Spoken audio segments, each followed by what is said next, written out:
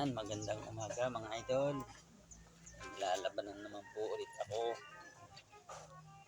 Wala pa kasi yung aking ditong asawa mga idol.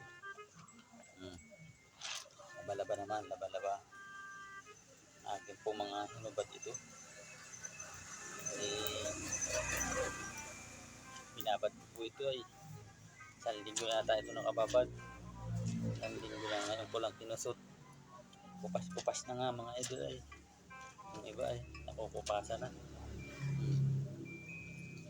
Plastic yan. Kaya nangyari sa short ko, puro kupas na. Saman-sama na. Kala ko walang nakupas, yung pala may nakupas. Yan ang nangyari sa short ko. Wala, sayang. Nakupasa na. Eh sayang naman pag tabong ko. Kaya ina. Kusot-kusotin ko na lang ng kumpan. At pwede ba naman suotin? Pasa na oh, tama. Tama. Upas. Ayan eh.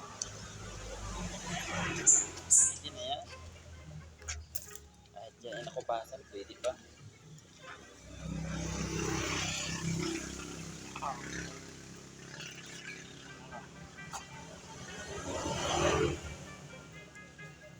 Hirap maglaba. Hindi pa na-uwi yung aking darling. At alusina pa mga idol. Kaya ako na lang muna nagtsatsaga-tsaga maglaba eh. Ano nangyari sa aking binabad? Isang linggo na ito nakababad ay. Puro kupas na ang nangyari. Mawari ko ito na kupas oh. Yung short na ito. Yan ang kulay ano. Sol ang kupas.